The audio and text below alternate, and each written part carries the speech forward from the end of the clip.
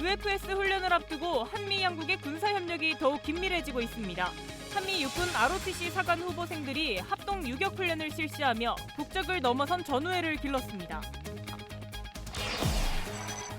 제이비어 브런슨 주한미군 사령관이자 한미연합군 사령관이 캠프 험프리스에서 가진 기자간담회에서 한미동맹 현대화와 주한미군의 전략적 유연성 등에 대해 한반도에서 주한미군 숫자보다 역량을 유지하는 것이 핵심이라고 설명했습니다. 북한 당국이 대남 확성기 철거를 시작한 것으로 확인됐습니다. 북한이 대남 확성기 철거를 시작한 건 우리 군이 대북 확성기 철거에 나선 지 닷새 만입니다. 앞서 우리 군은 지난 6월 이재명 정부 출범 이후 일방적으로 대북 방송 송출을 중단하고 지난 4일부터는 대북 확성기 철거 작업에 착수했습니다.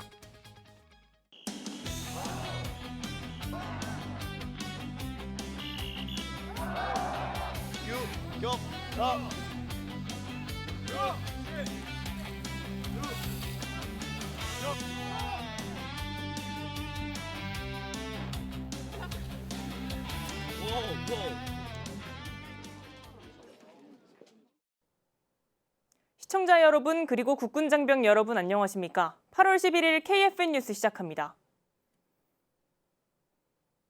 UFS 훈련을 앞두고 한미 양국의 군사 협력이 더욱 긴밀해지고 있는데요. 그 중심엔 미래 군 간부를 준비하는 ROTC 생도들의 실전 훈련이 자리하고 있습니다.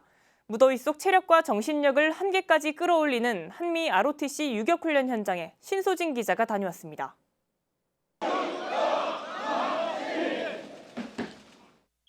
폭염 경보 속에서도 한미 ROTC 후보생들의 지치지 않는 구령이 훈련장을 가득 메웁니다. 구호 속에 뿜어져 나오는 땀방울은 언어와 문화를 넘어선 전우회를 확인시켜줍니다. 한미 육군 ROTC 사관 후보생들이 뜨거운 폭염 속에서도 합동 유격 훈련을 실시했습니다. 올해로 3년째 이어지는 이번 연합훈련엔 미 ROTC 후보생 38명과 한국 ROTC 3학년 후보생 2,000여 명이 함께했습니다. 팔벌려 높이 뛰기, 온몸 비틀기 등 복부와 하체 근육을 단련하는 다양한 동작들이 빠른 템포로 이어집니다. 한 동작이 끝나면 곧바로 다음 동작으로 전환되는 유격 체조는 체력뿐만 아니라 협동심, 집중력도 시험합니다. 구령에 맞춰 땀을 흘리며 동작을 수행하는 후보생들의 표정에는 결연함이 묻어납니다. We had a challenging morning with a good PT session, but it was awesome because we got to work with our future partners and we got to sweat together and we learned a lot about how they do PT. 유격체조로 몸을 푼 양국 후보생들은 본격적인 장애물 극복 훈련에 돌입합니다. 아슬아슬 외주를 통과하고 혼자라면 절대 넘을 수 없는 높은 벽을 서로를 의지해 극복합니다. 누구 하나 낙오되지 않도록 뒤에선 밀고 앞에선 끌어주는 협력의 훈련입니다. 미군 ROTC 후보생들과 함께하니까 좀 더 친해질 수 있는 기회가 된 것 같아서 좀 더 전우회가 느껴지고 좋은 시간이었던 것 같습니다. 이번 1박 2일의 짧은 기간 동안 한미 ROTC 후보생들의 훈련을 통해서 전사적 계기를 배양하고 또 끈끈한 우정을 나눌 수 있는 소중한 시간이었다고 생각합니다.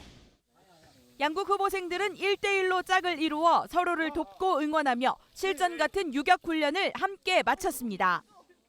무더위 속 온몸이 흠뻑 젖을 만큼 강도 높은 훈련이지만 극한 훈련을 함께 이겨낸 양국 후보생들은 국적을 넘어 전우회를 기르고 있습니다.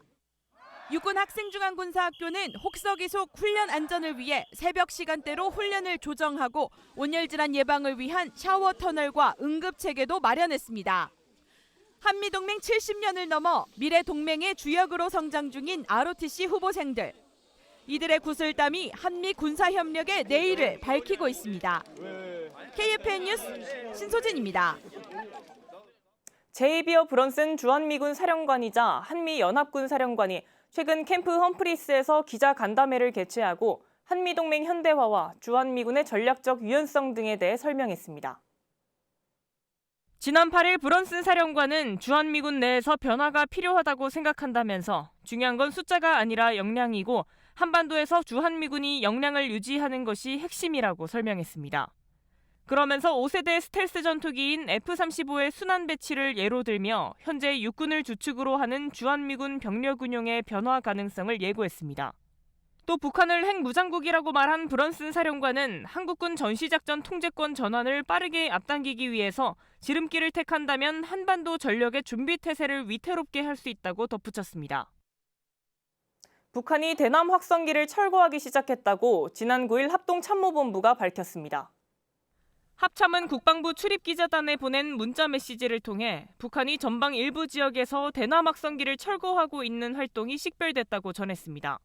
또 전 지역에 대한 철거 여부는 추가 확인이 필요하며 우리 군은 북한군의 관련 활동을 지속 확인할 것이라고 덧붙였습니다. 북한이 대남 확성기를 설치한 지역은 40여 곳으로 파악됐으며 일부 지역에선 이미 철거를 마친 것으로 알려졌습니다. 미국이 한미 관세 협상 과정에서 우리 정부에 국방비를 올릴 것을 요구하는 방안을 검토했다고 미 현지 언론이 보도했습니다. 이번 관세 협상 결과문엔 경제 분야만 포함됐지만 이번 달 말로 예상된 한미 정상회담에선 방위비 관련 내용이 포함될 수 있다는 전망입니다. 관련 내용 백재용 기자의 보도입니다. 미 워싱턴 포스트는 현지 시간 9일 미국이 한미 관세 협상 과정에서 우리 정부의 국방비를 국내 총생산 대비 3.8%까지 올릴 것을 요구하는 방안을 검토했다고 밝혔습니다.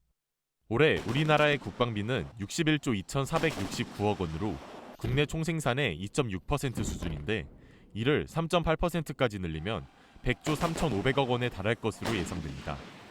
워싱턴 포스트는 자체 입수한 미 정부 내부 문서들을 인용해 해당 내용을 보도하며 트럼프 행정부가 관세 협상을 이용해 국가안보 목표까지 달성하려 한다고 평가했습니다. 이와 함께 문건에는 우리 정부의 주한미군의 전략적 유연성을 지지하는 정치적 성명을 요구하는 내용도 담겼습니다. 중국을 비롯한 동아시아 국제 정세에서 주한미군의 역할과 활동 반경을 넓히려는 의도로 보입니다. 한편 협상 과정에서 미국 측이 실제로 이러한 요구를 했는지는 확인되지 않았습니다.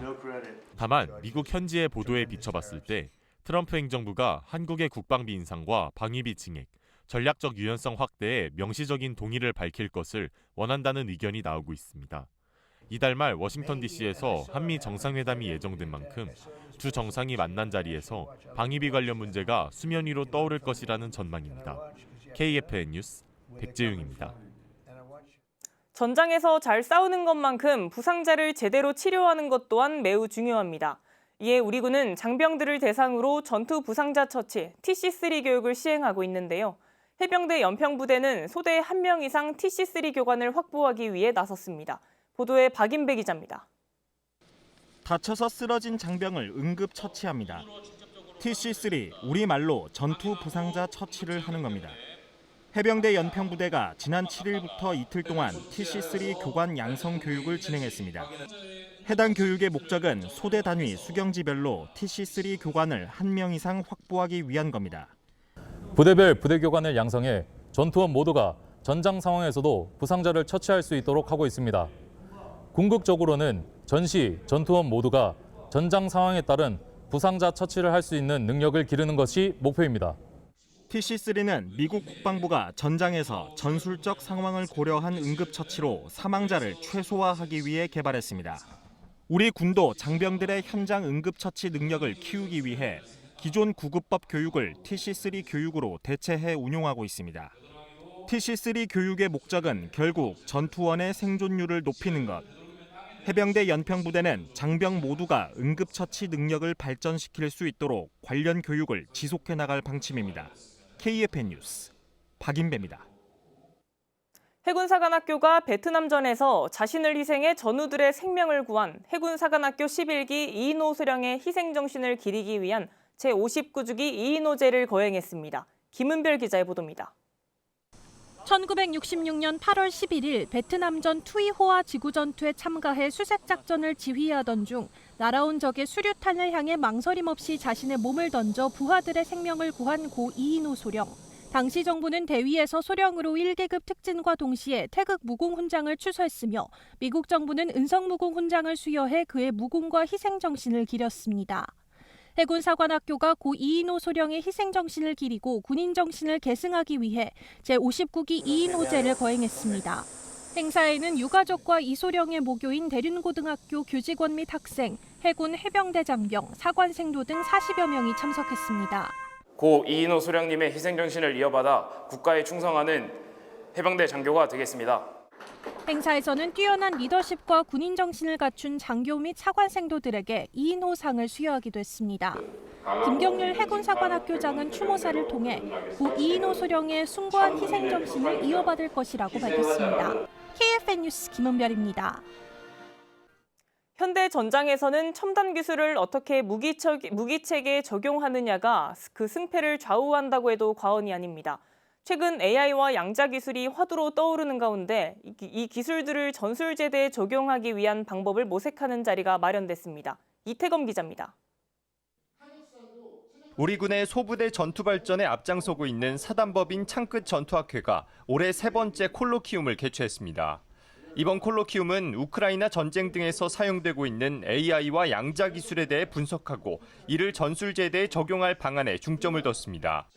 콜로키움은 발표자의 발표가 끝난 뒤 다른 참여자의 의견을 자유롭게 듣는 토론 방식으로 이번 콜로키움에는 야전부대 장병부터 육군사관학교의 생도들까지 참여했습니다. 전 세계적으로 전쟁과 분쟁이 끊이지 않고 이루어지고 있는데 그 기반에 첨단 과학 기술이 있기 때문에 그 핵심인 양자 기술과 AI 기술을 좀 우리 군에 어떻게 적용해 볼 수 있을까라는 어떤 조상근 학회장은 양자 기술을 활용한 보안성 강화와 정밀 계측, 또 인공지능을 사용한 무기 체계의 자율화, 일명 피지컬 AI를 핵심으로 꼽았습니다. 드론이라든가 로봇 같은 무인 체계가 이제 대세가 되고 있잖아요. 거기 안에서 지능화를 시켜주게 된다면 스스로 이제 감시 결심 대응을 할 수 있도록 하게 된다면 적보다 전투 템포가 빨라지겠죠. 그래서 피지컬 AI가 전쟁의 서막을 이끌고 있다 이렇게 보면 될 것 같습니다. 학회는 앞으로도 민관군과 군사혁신의 공감대를 형성해 우리 장병들의 피해를 최소화하고 군의 전투력을 높여나갈 계획입니다. KFN 뉴스 이태검입니다. 김천 상무가 9일 강릉 하이원 아레나에서 열린 하나은행 K리그1 2025 25라운드 원정 경기에서 강원 FC를 상대로 승점 1점을 따내며 4경기 연속 무패를 이어갔습니다. 김천 상무는 초반부터 강한 공격력을 보여줬습니다. 전반 20분 이동경 병장의 날카로운 패스를 이어받은 이동준 병장의 슈팅이 골대를 맞고 나오자 박상혁 병장이 이를 재치 있게 밀어넣습니다. 하지만 아쉽게도 오프사이드로 지적돼 득점으로 인정받지 못했습니다. 후반 22분 박 병장이 슈팅으로 연결해 골문을 흔들었으나 득점으로 연결되지 않았습니다. 경기는 0대0으로 비겼고 김천 상무는 최근 4경기 무패로 중간 순위 3위에 자리했습니다. 김천 상무는 오는 17일 김천종합운동장에서 FC 서울과 26라운드 홈 경기를 치릅니다.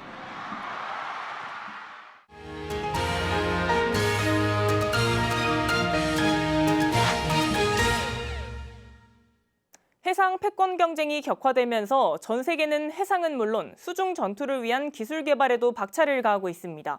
그중에서도 물속의 저항을 극복할 수 있는 기술인 초공동 현상을 이용한 어뢰 개발이 한창입니다. 바닷속 미사일 어뢰의 속도를 높여주는 초공동 어뢰에 대해 자세한 뉴스바바에서 전해드립니다.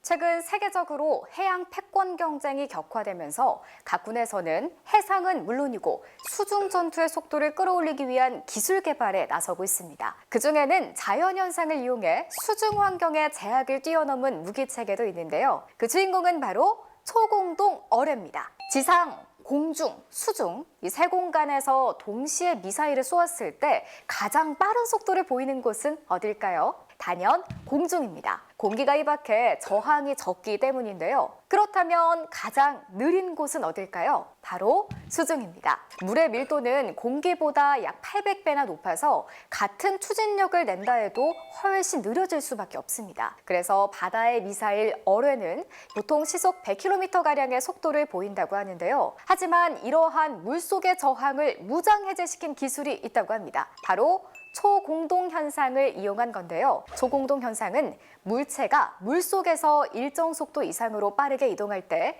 물 주변의 압력이 낮아지면서 액체가 기체로 바뀌는 현상을 말하는데요. 이 원리를 어뢰에 접목한 게 바로 초공동 어뢰입니다. 물의 저항에 상실되는 어뢰의 속도와 힘 에너지를 보존할 수 있는 방법인 거죠. 초공동 어뢰의 후미에는 고체 로켓 모터가 있어서 순간 가속을 유도하고 앞쪽에는 공동 발생기를 통해 기포막을 형성하는데요. 여기에 로켓 배기가스를 일부 앞쪽으로 재유도해서 기포막을 더욱더 안정적으로 유지하게 됩니다. 이렇게 공기 방패를 입은 초공동 어뢰는 일반 어뢰보다 3배에서 8배까지 빠른 속도를 낼 수 있게 됩니다. 사실 이 초공동 어뢰 기술이 등장한 지는 꽤 되었지만 기술의 성숙도가 높지 않아서 초공동 어뢰를 개발한 나라는 서너 개국밖에 되지 않았는데요. 초공동 어뢰가 처음으로 등장한 것은 1977년 구소련이 개발한 슈크발이었습니다. 시속 약 370km의 속도로 수중을 돌파할 수 있었지만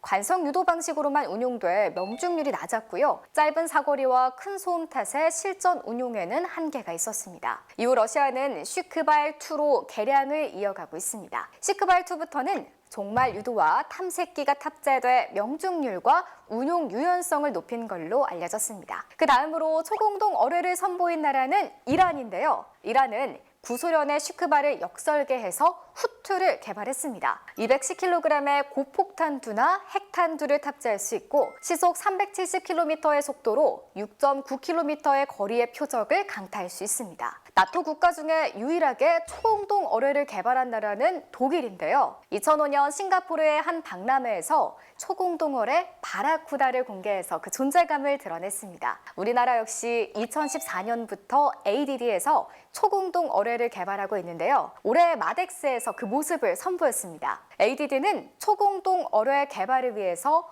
초공동 생성, 유지 기술과 직진 안정화 제어 기술, 시험체 설계, 시험 기술 등 기반 기술들을 확보해 나가고 있는데요. 이 기술들은 고속 추진 중에도 기포막을 안정적으로 유지하고 장거리 기동을 가능케 하는 핵심 기술로 평가받고 있습니다. ADD는 현재 초공동 어뢰 개발은 3분의 2 정도가 완료됐고요. 어뢰 안정화 제어 기술을 더욱 성숙시킨 후 최종적으로 시험체 설계 및 시험 기술을 확보할 거라고 밝혔습니다. 우리 군의 초공동 어뢰가 실전 배치된다면 해양 안보에 새로운 전략적 우위를 제공할 수 있을 것으로 기대됩니다. 초공동 어뢰, 수면 아래를 지배하는 이 기술은 해양 전력의 판도를 바꿀 게임 체인저가 되고 있습니다.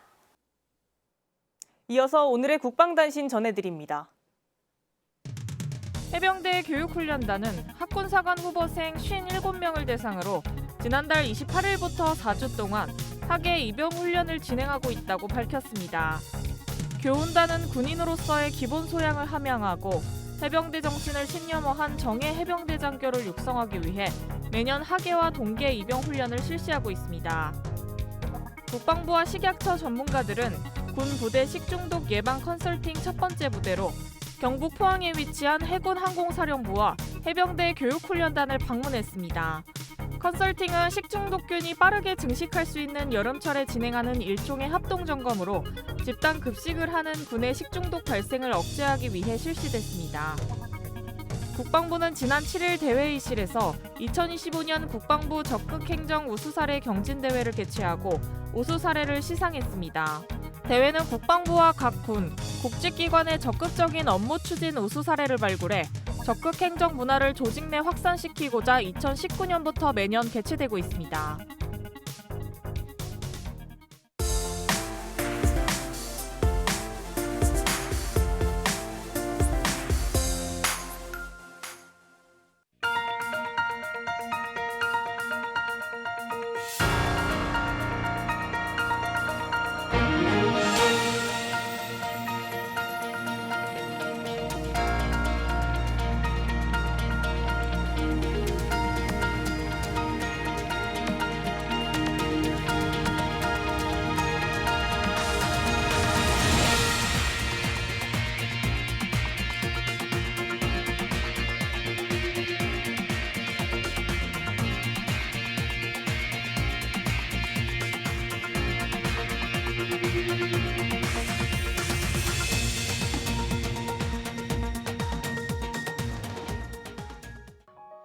자유를 위해 평화를 위해서 그들의 발자취를 따라가 우린 그 정신을 이어가리라.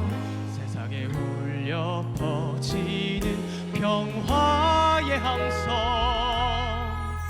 푸른 베레모 평화의 상징, 우리는 그 길을 가리라. 하늘을 향해 바다를 향해 향해 푸른 별에 평화의 길을 열어가는 세계의 희망 평화의 초석 동명 태양의 후예악 새로운 기적 한 빛 우리의 자랑 전쟁의 상처를 넘어 함께 일어서 평화를 심고 희망을 키우며 우리 모두 자유를 이룬 다 푸른 데모 세계의 희망 우리는 그 길을 가리라 우리 향해 평화를 향해 우리 모두의 미래